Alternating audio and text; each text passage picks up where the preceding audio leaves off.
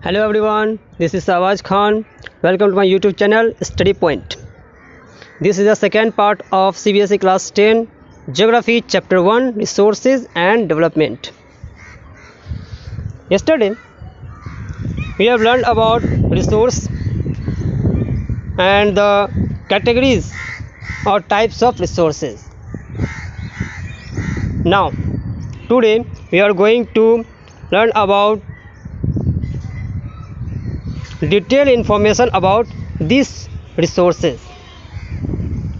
Number 1, let's start. Biotic resources. Biotic resources obtained from biosphere and have life such as human beings, flora and fauna, fisheries, livestock, etc. Biotic resource, जैसा कि मैंने कल बताया था कि biotic को आप लोग को याद रखना है बायो वर्ड से। Biology, biotic. बायोलॉजी में हम लोग क्या पढ़ते हैं, सिर्फ और सिर्फ लिविंग बींग्स के बारे में पढ़ते हैं, चाहे वो पेड़ पौधे हो या फिर एनिमल्स हो या फिर ह्यूमन बींग्स हो। तो इस तरह बायो जो है वो लाइफ से बना, यानी हम लोग बायोलॉजी में ऐसे वस्तु के बारे में पढ़ते हैं, ऐसे चीज़ के बारे में पढ़ते हैं जिसके अंदर लाइफ हो। तो इसी प्रकार ये समझना है कि बायोलॉजी से बायो यानी जिसमें लाइफ हो, तो यहाँ पे उसी का नाम क्या पड़ गया, बायोटिक रिसोर्स। इस बायोटिक रिसोर्स को हम लोग कहाँ से प्राप्त करते हैं, बायोस्फीयर से प्राप्त करते हैं। और जिसमें लाइफ होती है, जैसे human beings, flora and fauna, जितने फूल है, जितने जंगल है, जितने भी जानवर हैं, फिशरीज, लाइव स्टॉक, इटसी। नेक्स्ट है, all those things which are composed of non-living things are called abiotic resources. Abiotic resources वो रिसोर्स होता है जो नॉन लिविंग थिंग्स से बना होता है। Example rocks and metals. Next है renewable resources. Renewable resources can be renewed और रिप्रोड्यूस बाय फिजिकल, केमिकल और mechanical process. For example solar and wind energy, water, forest and wild life, etc. Renewable energy के बारे में कल बताया था मैंने कि रिन्यूएबल एनर्जी वो एनर्जी रिसोर्स है जिसे हम लोग फिर से रिन्यू कर सकते हैं, फिर से प्राप्त कर सकते हैं, यानी ये कभी ख़त्म नहीं होता। इसे एक बार यूज़ करने के बाद दोबारा से हम इसको प्राप्त कर सकते हैं, इसको दोबारा से प्रोड्यूस कर सकते हैं, दोबारा से इसको हम बना सकते हैं। कैसे बनाएंगे, या तो फिजिकल, या तो केमिकल, या तो मैकेनिकल प्रोसेस करके। ओके, याद रखना है कि हम लोग इसे वापस प्राप्त कर सकते हैं, लेकिन फिजिकल, केमिकल या मैकेनिकल प्रोसेस करने के बाद। जैसे सोलर एनर्जी, सूरज से आने वाली जो एनर्जी होती है उसे हम लोग कहते हैं solar energy. Wind energy, water energy, forest, wild life, जैसी ये सब का सब जो कभी ख़त्म नहीं होती है। Next, non-renewable resources occur over a very long geological time. non-renewable resource जो है ये, इसके बारे में ये समझ लेना है कि ये रिन्यूएबल का जस्ट अपोजिट, यानी इसे एक बार अगर हम यूज़ कर लिए तो ये एक बार ख़त्म हो जाता है और इसे हम वापस ला नहीं सकते। दूसरी बात ये भी याद रखना है कि नॉन रिन्यूएबल रिसोर्स जो है इसको बनने में काफ़ी ज़्यादा समय लगता है, लाखों साल लगते हैं तब ये बनता है। आप लोगों को पता होना चाहिए कि आज हम लोग जो पेट्रोल, डीजल या कोयले का उपयोग कर रहे हैं वो आज से लाखों साल पहले बने हैं, तब हम लोग उसको आज यूज़ कर रहे हैं। Minerals and fossil fuels are example of such resources. इस प्रकार के रिसोर्स के एग्जाम्पल है मिनरल्स, जितने भी प्रकार के मिनरल्स हैं, और फॉसिल फ्यूल्स जितने भी है, ये सब का सब नॉन रिन्यूएबल रिसोर्स होते हैं। The resources take millions of years in their formation.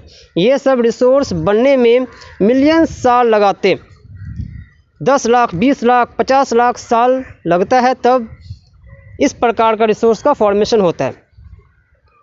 Next, individual resources are owned privately by individuals. Individual resource वो होता है जो किसी एक आदमी का उसमें मालिकाना हक हो। जैसा मैंने कल बताया था कि आपके पास मान लो साइकिल है, आपने साइकिल खरीदी, या आपके पास खुद के पास अभी कहा जाए तो अभी आपके पास हाथ में पेन होगा, कॉपी होगा, बुक्स हैं आपके, बैग है आपके, तो ये सब आपका खुद का रिसोर्स है, इसके मालिक आप खुद है। तो इसे कहते हैं हम लोग इंडिविजुअल रिसोर्स, यानी ऐसा रिसोर्स जिसका मालिक कोई एक आदमी हो। Example, many farmers own land which is allotted to them by government against the payment of revenue. जैसे एग्जाम्पल कहा गया है कि फार्मर्स को जो है बहुत सारा ज़मीन दिया जाता है खेती बाड़ी करने के लिए, गवर्नमेंट के द्वारा दिया जाता है ताकि उसमें वो खेती बाड़ी करके अपना पेमेंट रेवेन्यू के रूप में दे पाए।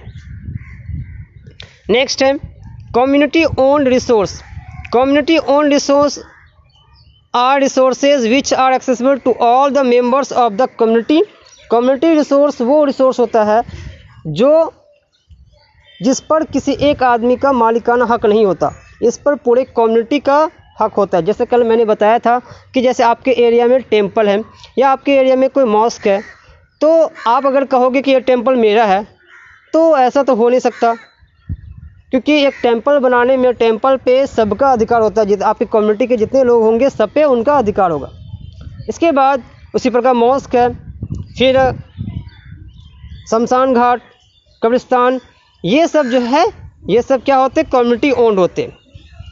Example village Commons. विलेज में जो होता है ग्रेजिंग ग्राउंड, ग्रेजिंग ग्राउंड होता है विलेज में, खुला सा मैदान होता है, वहाँ पे सारे लोगों के भेड़ बकरी अपने वहाँ पे चलते रहते, गाय बकरी, तो वहाँ पे वो किसी एक आदमी का नहीं होता। Burial grounds, village pond, village का पॉन्ड है, सारे लोग वहाँ जाके अपने कपड़े धोते हैं, किसी एक का कोई एक आदमी नहीं कह सकता कि ये पॉन्ड मेरा है। इसके बाद पब्लिक पार्क्स। पब्लिक का जो पार्क है हमारे भी एरिया में या कहीं आप कहीं भी रहते हैं तो वहाँ पर भी आपके आसपास पार्क होगा, तो वो पार्क जो है किसी एक आदमी का नहीं होता है, पूरे कम्युनिटी का होता है। Picnic spots, play ground in urban areas etc. Next है national resources. National resources technically all the resources belong to the nation. यानी टेक्निकली रूप से कहा जाए तो नेशनल रिसोर्स वो होता है जो किसी एक देश से संबंधित हो, यानी आपके देश के अंदर जितना भी रिसोर्स है वो सब का सब एक नेशनल रिसोर्स है। अमेरिका में जितने भी रिसोर्स होंगे वो सब क्या होंगे, अमेरिका के रिसोर्स होंगे। इंडिया में जितने भी है वो सब क्या होंगे, इंडिया के रिसोर्स होंगे। जैसे एग्जांपल के तौर पर बताते हैं कि अगर हम बात कहते हैं लाल किला, ताजमहल, तो वो सब क्या है, हम लोग उसको इंडिया का रिसोर्स कहेंगे। ये इंडिया का धरोहर है, इंडिया का रिसोर्स है। The country has legal powers to acquire even private property for public goods. अब कह रहा है कि जब नेशनल रिसोर्स की बात हम करते हैं तो नेशनल रिसोर्स के अंदर में इंडिविजुअल और कम्युनिटी दोनों ही प्रकार के रिसोर्स उसमें शामिल हो जाते हैं। नेशनल रिसोर्स के अंदर में आपके जितने भी इंडिविजुअल रिसोर्स है और कम्युनिटी ओन्ड रिसोर्स है, ये दोनों ही उसमें शामिल हो जाते हैं। इसलिए सरकार का ये हक होता है, सरकार का राइट होता है कि वो प्राइवेट प्रॉपर्टी को भी लोगों के भलाई के लिए ले सके। नेक्स्ट है international resources. International resources are international institutions which regulate some resources.